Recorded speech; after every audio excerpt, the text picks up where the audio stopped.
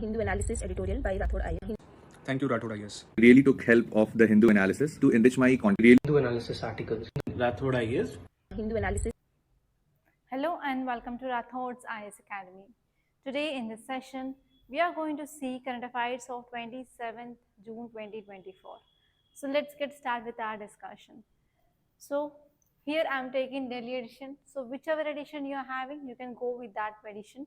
So there is no problem with reading different editions. Okay, so overall the news will be same. So whichever edition you are following. But you have to focus on two important things while you read newspaper. So first one is you need to have connection with your syllabus. So first you need to know your syllabus. What is the syllabus? What are the micro topics in your syllabus? So that you can easily identify the articles which are present in our newspaper, whether it is relevant to our examination point of view or not. And next one is you have to see previous year's questions. So previous year's question is very important. So if you see these previous year's questions also, you can understand how the questions are asking from current affairs and in which areas you are focusing on. So all these are very, very important, and these two, they will be acting as a guiding light in entire your preparation. So you should not leave these two things till you get into selected, or after your selections also, like till that time it will be very important. So this is a front page. So in this front page you can see one interesting image. So this is image of leopard. Okay, so it is talking about Bannerghatta Biological Park. Okay, so just there is one image which is about leopard which is shown in this front page. So in other pages, yes, they said about why it is in news, what is this leopard safari, etc. everything. So it is India's first leopard safari. So because of this, it is very important. Okay. So if you move on, we will be leaving the city page. Yeah, in the city page, there is one article. It is about Niti Ayog's tourism project in Nicobar Islands, a threat to ecology, indigenous people. So this article is talking about Great Nicobar Island project. So we discussed about this topic in our earlier classes, just to revise the facts that we already discussed in this topic. That's it. And if you move on to states page, yeah, here you can see the article which is connected to the image that you see in the first page. It is about India's largest leopard safari opens at this Bannerghatta.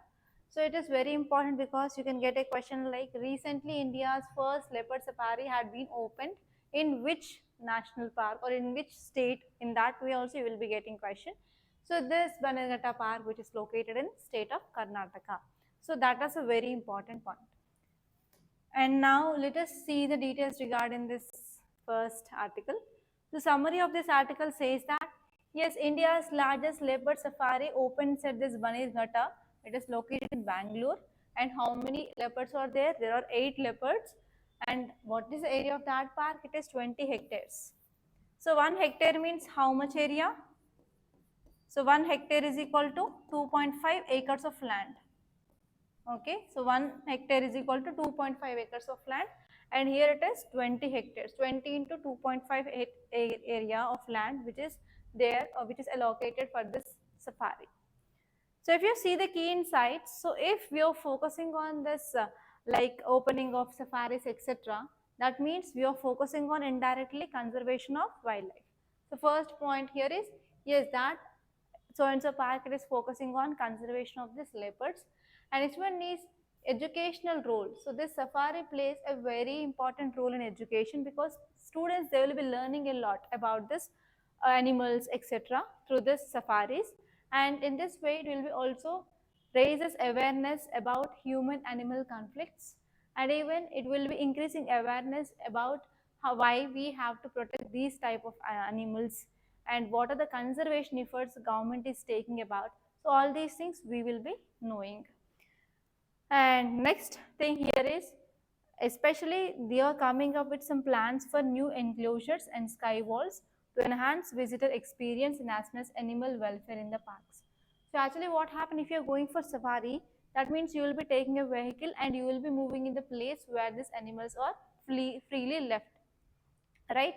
So there is a chance of conflict, so that we need to take proper steps to decrease this animal human conflict in these regions. Okay, those are the steps. And if you go to your basics of this leopard, leopards are seen normally in which area? They will be seen in savanna. Savanna is nothing but grassland region, and in tropical deciduous forest we can see, and as well as in mountain regions we can see. Okay, so in these areas we can see this leopard, and these are the important habitats of leopard. And especially the distribution you can see like sub-Saharan African region, in Northeast Africa region, and Central Asian region, and India and China. So in these areas only we can see this leopard. So you can get one more question here. So which of the following countries where leopard is seen?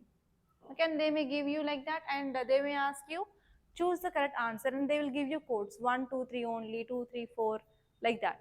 Okay, so in this way you can get a question. So because of this distribution is also very important. And if you see what are the threats they are faced by the leopards, first one is obviously habitat loss. So these are the points that you will be commonly writing whenever you are talking about threats to animals. First one is decreasing of habitat, and next one is fragmentation. Fragmentation means earlier the area used to be big and now it is becoming small, small, small. That is called as fragmentation. And next one is because of urbanization, because of expansion of agriculture, and even, do you know, in some areas of Hyderabad also, there was fear of tiger, especially in the area where I am living. It is near Musi River. So that area, at least 2 years back, there was one tiger used to move in the houses itself. So here why? Why? Because whenever urban area is expanding nearby, what happened? The animals, they are coming out of their habitats, right?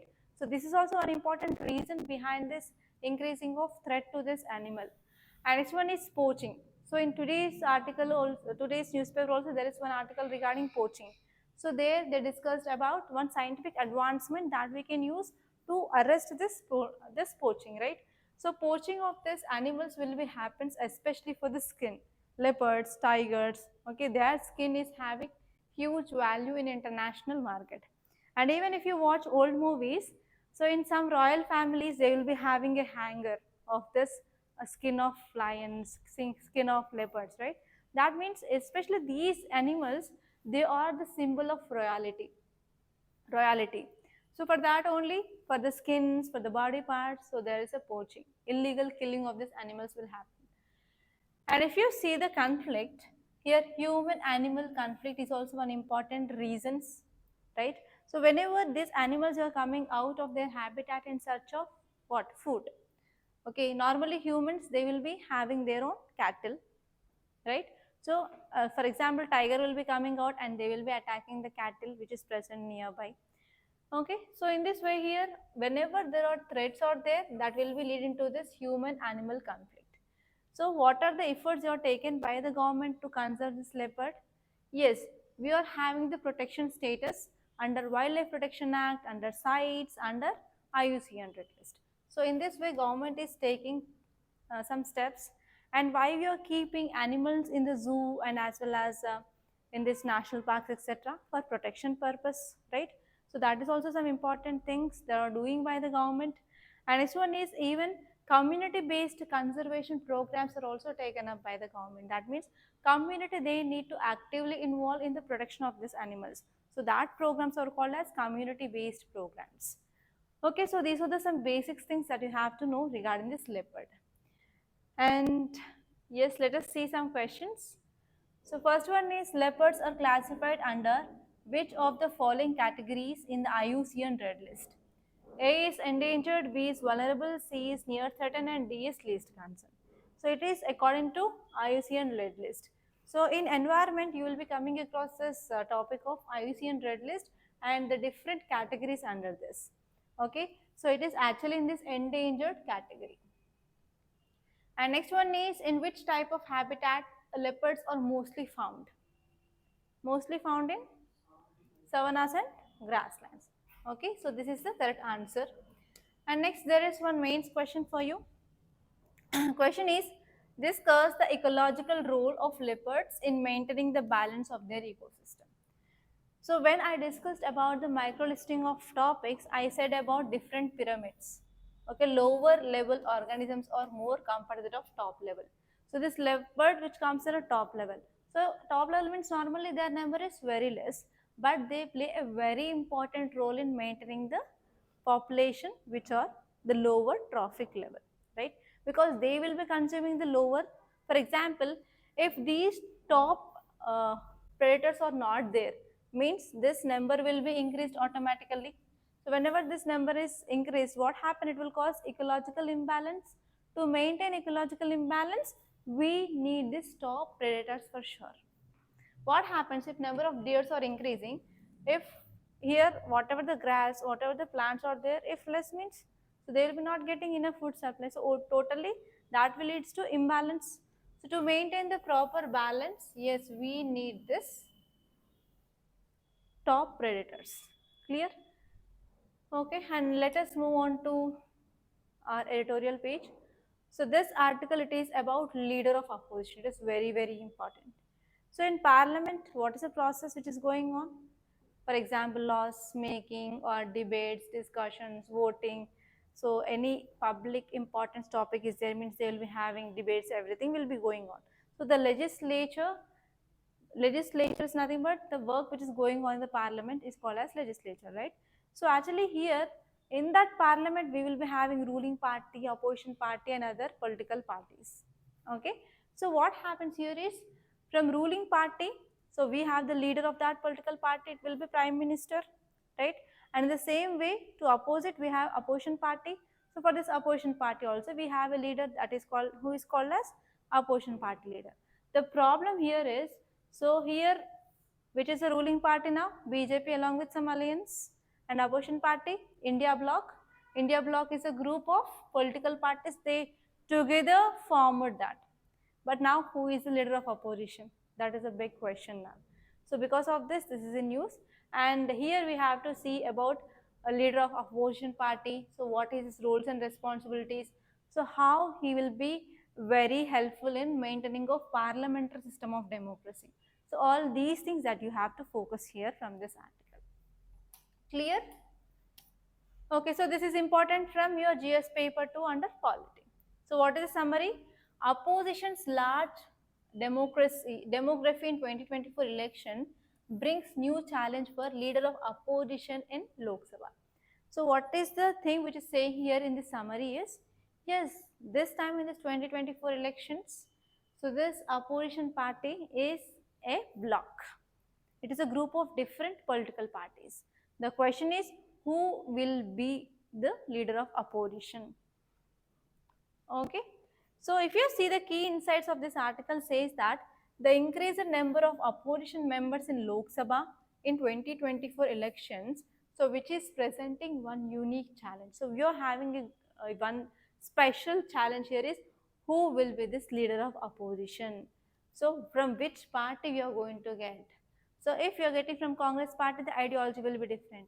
So if you are getting from another party, the ideology will be different. So this is the conflict which is going on, and this is one of the unique challenge that we are facing. And the criteria for recognizing the leader of opposition, it is based on numerical strength and as well as speaker recognition. Okay, so because of this process, it is very important because it is one of the key concept of parliamentary procedures. Okay, and here speaker will be also having the one more important thing, that is he is going to decide who will be the leader of opposition. Okay, and next one is the role of this leader of opposition is a Westminster system, as the prime minister in waiting underscores the significance of this position and shaping the political landscape. So Westminster model means nothing but it is a model that we got from UK. Okay, so in UK also they will be having this leader of opposition. And if you see here, the problem, the important thing here you have to remember is, yes, this India bloc is formed by the different political parties, and each and every political party having their own ideology. Okay, having their own ideology, but to win this 2024 elections, they came together and they are compromising. So now, if one person is selected as leader of opposition, so he will be having the principles of his own party. But what about the other political parties? They came and they formed a coalition. So this is the question. Okay, nothing much. Yes, you have to focus on basics here. Here you have to see what are the responsibilities, what is the role of this leader of opposition. So first one here is, okay. So whatever the government policies are there, whatever the actions taken by government, whatever the work which is done by the government, yes, we need one to question. Okay. So if no one is questioning means there will be no accountability. So for the questioning purpose, for the constructive criticism of government policies and government action, we need this leader of opposition. And this leader of opposition, he will be participating in debates, discussions in the parliament. And next one is they represent an alternate government, and also they propose some any additions or any deletions or any alterations, everything that these people will gonna give the suggestions.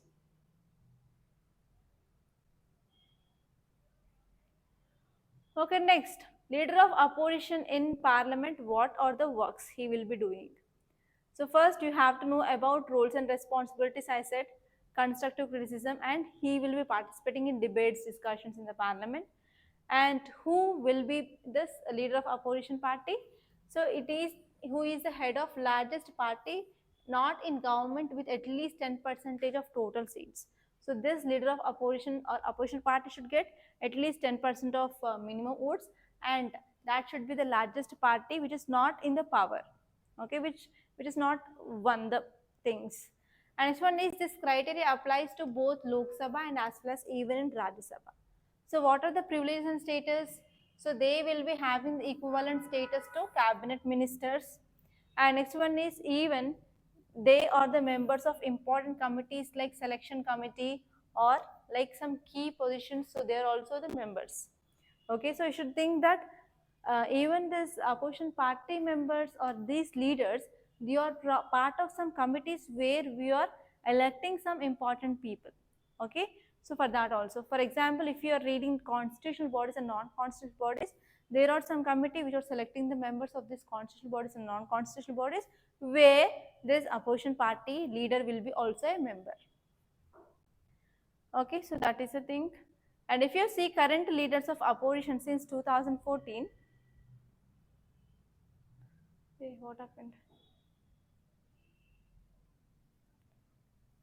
Okay, let it be. So actually here in this parliamentary system of democracy, yes, we need this leader of opposition. It is very, very important.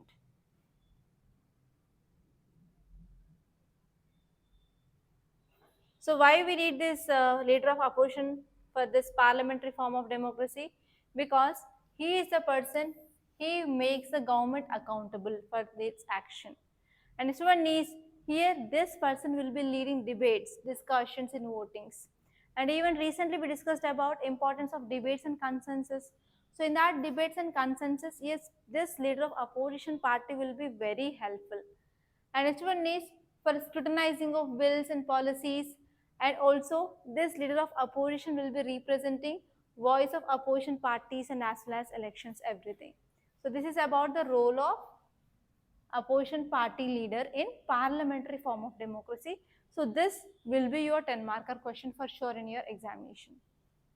Okay, now let us see the question, that is under which act was the position of leader of opposition in parliament is formalized. So this type of questions that you can see in your prelims. So it is according to Salaries and Allowances of Leaders of Opposition in Parliament Act of 1977. So with this act, yes, this leader of opposition party had been formalized. You have to remember this point for sure. And next one is, I want to give you one main question, that is discuss the significance of the role of leader of opposition in Indian parliamentary system. I gave this, yes, you can write like 4 to 6 points and it will be enough. And now let us see this next topic. It is about read the rocks to improve India's geological literacy. So this article is also very important from your GS paper 3 from environment and ecology, and as well as GS paper 1 under geography. Okay, now let us see the summary of this article. So what it says, So here India's geological heritage is under threat. So whatever the geological structures are there in India, yes, they are under threat. Why? Because government is not taking proper efforts. There is no proper laws, and that is hindering our geological literacy.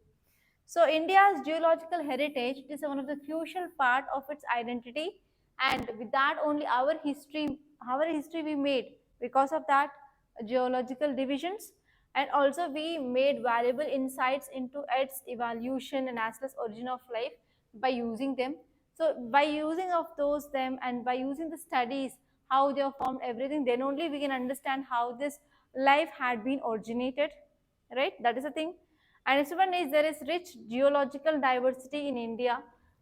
Okay, and the problem here is there is no awareness, there is no conservation efforts, and those two important reasons, they are leading to this what are the present crisis we are facing. And next one is whatever the global recognition of shared geological heritage, which highlights about, yes, we need to take some steps for promoting, preserving of the sites of future generations. Okay, so here if you want to focus on sustainable development, and if you want to achieve the sustainable development goals, if you want to think about the future of your next generation, yes, we need to focus on the sustainable things. So we need to focus on resilience. Okay, how we can decrease this pollution, so how we can give back what we got in this generation to the next generation. So we have to think in that way. And next one is we have to focus on even sustainable conservation approaches, and we have to implement biodiversity, and we have to ensure survival of India's geoheritage. So whatever the geoheritage is there, whatever the richness of Indian diversity, Indian culture, we have to protect that. Okay, and if there is no proper law for this geo heritage conservation in India, so because of this it can say that yes, now we need to have this at least comprehensive framework so that we can protect these valuable sites. Okay, so this is the thing which mainly said. That's it. And if you see about geological features and sites, so we have the first one is Himalayas. So how these Himalayas are formed? By collision of Eurasian plate and Indo-Australian plate. Okay, and next one is it is also home to the peaks of the world, including Mount Everest. And next geological heritage here is we have Deccan Traps. So Deccan Traps are vast volcanic origin. Okay, so they formed by massive volcanic eruptions around 66 million years ago. And next one is we have Western Ghats. So Western Ghats are UNESCO's World Heritage Site, and this Western Ghats, they are very much rich in this biodiversity as well as unique geological formation. And next one is we are also having Thar deserts on the western part. Okay, so it is one of the largest deserts in India, which is located in the northwestern part of the country. And next one is we are also having like wind related depositional and as well as what erosional landforms of this wind, for example mushroom rocks, sand dunes, right? So do you know the do you remember these examples? Yes, so you can write all those avian what that is the wind erosional landforms and as well as wind depositional landforms. And next, one of the important feature is here we are having even Vindhyan and as well as Aravalli ranges. So they are the oldest folded mountains, especially Aravalli, and they are also very rich in mineral resources and as well as fossils. And even there is one Lonar crater. Lonar, it is a hill here. So what happened suddenly? Asteroid which had meteoroid which had been fall. So because of this, the tip had been removed off. Okay, now it is like this, and the water which is filled here. Okay, water which is filled in that blast where it had happened, that is called as Lonar Lake. Okay, so actually where it is located in Maharashtra, and around 52,000 years ago this had happened. And next one is last one, fossil sites. So Dinosaurs Fossils Park, which is located in Gujarat, and it is also known for numerous dinosaur foci. It is a form of this late Cretaceous period. Is not important, but just remember this dinosaur fossil park is in Gujarat. Okay, now let us see the questions. Question says one is Lonar crater in Maharashtra is significant for being. Tell me the answer. Tell me the answer. Think and tell me.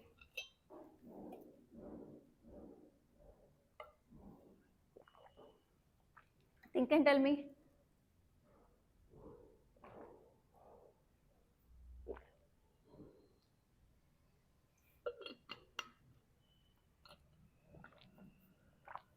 It is a volcanic crater. Okay, now let me give you one main question. Discuss the significance of India's geological heritage in understanding Earth history. Provide examples of key geographical sites and their contribution to geological science. So you have to know about geological heritage. You can give the examples and also you can give what are their contributions. Very simple. And next article, it is about ending defections. Already I gave question in yesterday's class. Okay, so the same answer that you can write here. So here what is this defection? So whenever any political member of a political party, so whenever he wants to move from one political party to another political party, they will be disqualified. So under which act? That is anti-defection law. So what does the summary says? Defections in Telangana's political landscape determines democracy and also highlights the need for reform in anti-defection law. So this article says that yes, whatever the anti-defection law is there in India, okay, we have to go for reform. Reform is nothing but change. Okay, so what are the key insights?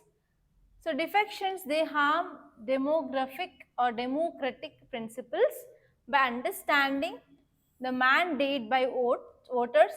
This erodes the credibility of the political system and also weakens opposition's ability to hold the ruling government accountable.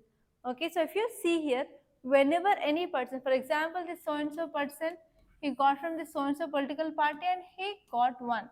And after winning here, so this political person, if he wants to any other political party, then what happened? The credibility of that political party will be losing, right? So to maintain the credibility, yes, we need this thing. And next one is instances of bribery and unethical practices like attempts to buy votes and as well as corrupting influence of power in politics. So these will be damaging the public trust and as well as integrity in the political process. Should not do that. And next one is a strong opposition plays a vital role in ensuring what? Checks and balances in the government. Okay, so we need a proper and robust opposition party.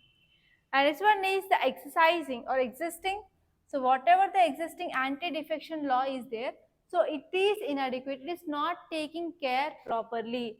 It is inadequate in prevailing defections, and even that required some recent reforms. So this is the thing which mainly said. And next one is whenever there is absence of timeline for speaker and chairperson, that means you are presiding officers of house. Okay, so speaker is for LS and Rajya Sabha. Okay, Rajya Sabha speaker will be not speaker, presiding officer will be chairman. Okay, so in Lok Sabha we are calling this presiding officer, who is that? Speaker. In Rajya Sabha our presiding officer is chairperson. So who is this chairperson? Obviously our VP. VP is vice president. Okay, you have to remember this speaker and as well as vice president and what is his role as a chairman, everything that you have to know, because directly in 2024 prelims you got question regarding speaker. So in the same way you will be getting differences between the roles and functions of speaker and chairperson. Okay, like that. So in that way also you will be get questions in your examination. You have to be prepared along with the statements. That is difference between the presiding officer of Lok Sabha and presiding officer of Rajya Sabha. What are the qualifications? What are the functions? What are the extra functions, roles and responsibilities? Everything that you have to know. And next one here is, if you see here we have election commission. So what is the power of election commission, or what does it do? So especially Article 324 of our Constitution, which talks about Election Commission of India. And this Election Commission of India, what it will do? It will conduct elections. For whom? President, Vice President, State Legislature. Okay. So here we have elections to even panchayats and as well as municipalities. So with this municipalities and panchayat elections, so it will be not conducted by State Election Commission of India, but it is through State Election Commission. So this will be the prelims fact. So here you can get like which of the elections following conducted by Election Commission of India, and there it will be like gram panchayats and as well as municipalities. But this panchayats and municipalities elections will be the responsibility of the State Election Commission, but not this Election Commission of India. Okay. And next important thing here is, whenever any election commission, whenever it is conducting elections for any of this, so they have to ensure impartiality and transparency. The important role of Election Commission of India is to ensure free and fair elections. Here you can see fair and free elections. That thing that you have to see. And next one is, whenever anti-defection law is necessary. Okay, so whenever if you see this anti-defection law, so it is not according to the present needs. Okay, so what are the present needs, or there sometimes it will be not according to the present needs. So according to the present needs, we have to come up with reforms. So reforms are also nothing but changes. So according to the present needs, we have to do the changes to this anti-defection law. So why? Why? Because to promote fair, transparent, accountable political practices, and whatever the shortcomings or whatever the loopholes, what are the problems we have, so this act need to address that. So for this we need some reforms. So this is the thing which mainly said here. So if you see about this anti-defection law, which will become under part of 10th schedule, it is very important and it is not present in our original constitution. Again, you have to remember this Constitutional Amendment Act, that is 52nd Constitutional Amendment Act. You will be seeing 52nd CAA, which added this provision of 10th schedule to our constitution. And next one is, so why we came up with this 10th schedule, especially to address this issue of political instability. So here I can say you one story. The story name is Ayaram Gayaram. Any idea? Ayaram Gayaram. Any idea? No? So actually we came up in year 1985. So when we got independence in 1947. So you may ask a question like, from 1947 to 1985, is there any, like, no person had been shifted from one political party to another political party? That might be your question, right? So why we came up in year 1985? Because one person who shifted political parties around 10 to 12 times. I didn't have the correct number, but it is more than 10 times in a single day. In a single day, that person changed many political parties. So because of that, this sentence had been become very famous, Ayaram Gayaram. He came, he went, he came, he went, like that. So because of that only, to stop this shifting of political parties by these people, they came up with this 52nd Constitutional Amendment Act, and now the power is given to presiding officer, that will be either speaker in Lok Sabha or chairman in Rajya Sabha, to decide whether the changing of political party will come under this anti-defection law or not. Okay, so what are these provisions of 10th schedule? So first one is, there are 4 grounds on which defection or disqualification of a political member will be decided. So first one is, if any member who is voluntarily giving up his party membership. For example, I belongs to so and so political party, I am leaving this party but I am coming to your party. Okay, it is my own decision, that is voluntarily. So on my own I am shifting. So this is the first one. And next one is, so I belongs to a political party. So this is the Lok Sabha or this is Rajya Sabha where the discussions are going on. And whenever discussions are going on, we have DDV, discussions, debate and voting. So debate happened, discussions happened, now voting time. So my party said that I have to vote against this. Okay, my party said that you have to vote against, but I didn't vote against, I voted in favor. I didn't follow rules and regulations of my political party that gave me. So in that case, I will be disqualified. And next one is we have independent members. So there will be number of independent members, they will be contesting and they will be winning the elections, right? So whenever if any independent member who won the elections, but if they join any party after election, okay, for example, I am standing in my elections that I am from an independent political party, I'm not related to any other political party, but unfortunately I won. So after winning elections, I said that no, I will be shifting to Congress party, or I will be shifting to this BJP party or any other party, then I will be disqualified as member. Next one is nominated member. So nominated members, they have some advantage. So they can join any political party within 6 months of time. So here today election result had been declared and I am a nominated person. I won the elections. So I have a time of 6 months so that I can join your party or your party or your party. But if I join any political party after 6 months, then I will be get disqualified.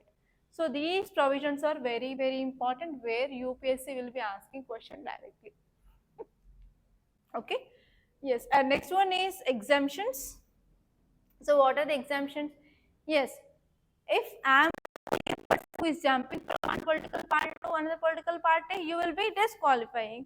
But what if in my political party there are 100 people, out of this about 75 people they are jumping to other political party, you can't disqualify 7.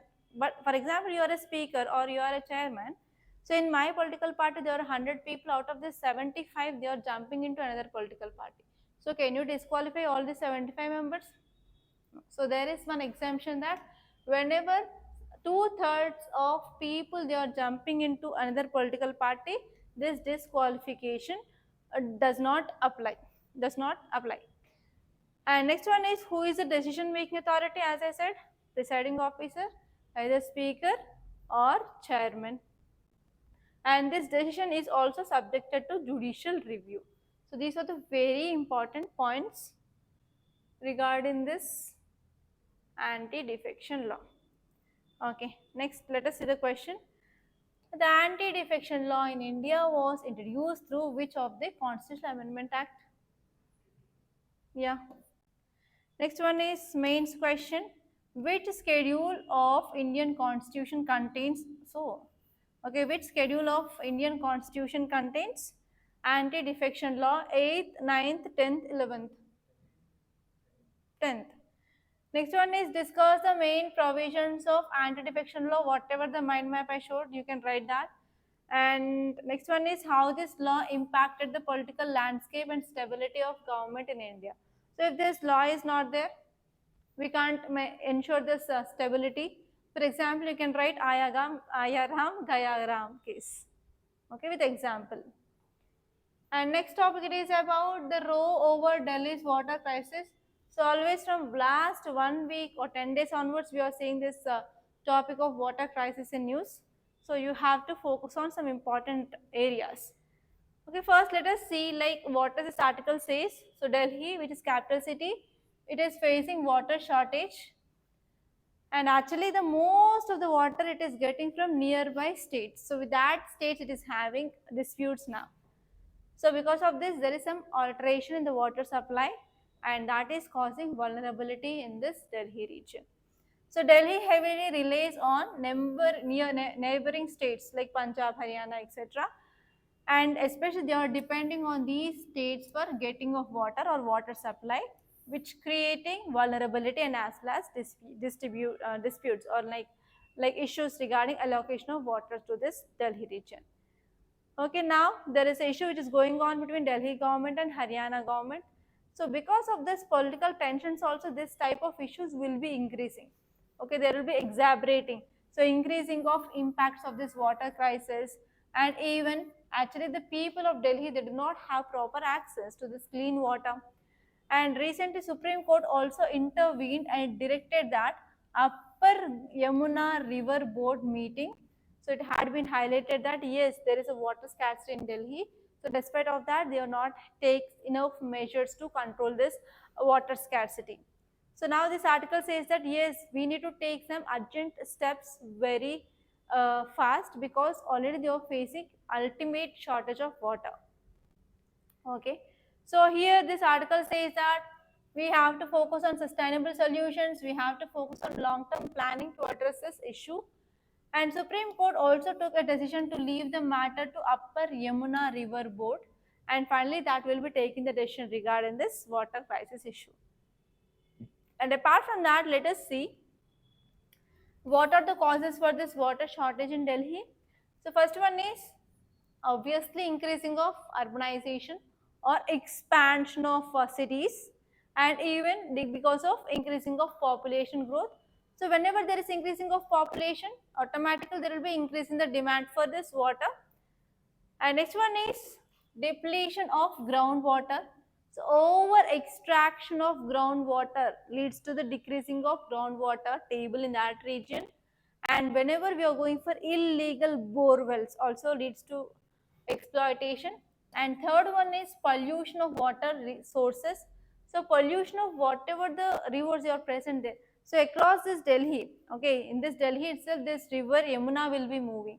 So even though here river Yamuna is moving there, okay, river Yamuna is passing there, they are facing this water crisis because the pollution of this river Yamuna, okay, so that they can't make that water which is fit for drinking. They are not potable water at all. And next one is industrial discharge and untreated sewage also contributing to this problem. And fourth one is climate change. So because of this erratic weather patterns, that means untimely weather or untimely rainfall, etc., that is also one important reason. And next one here is higher temperature leading to this less water availability. And even whatever the water is there, so we are not focusing on proper efficient management of this water. So this is also one important thing. And next one is interstate river water disputes is also one of the important concern, that there is no proper releasing of water to the another state. Okay, so these are some important things that you have to see. And next one is examine the water crisis in Delhi, analyze its causes. Second one is impacts, potential solution, and what strategies should be adopted to ensure sustainable water management in the national capital. Okay, so these are some important topics which appear in this newspaper. And apart from this, you can directly move on to your news page. There I found one article. Okay, let me show you that article. Yes, this is that article. Prolonged exposure to coal mining causes respiratory skin diseases in workers, says study. Okay, so this is the thing that you have to focus on. So what are the health issues you are getting? If you see here, they will get asthma, bronchitis, skin alignment such as eczema, dermatitis, and fungal infection. So these are the infections or the diseases which we will get if you are having long-term exposure to this coal mines. Okay, so these are the important articles that appeared in our today's Hindu newspaper. So by this I'm concluding. So please do like this class and share this class to your friends. And don't forget to subscribe to Rathods IAS Academy. And thank you so much for watching.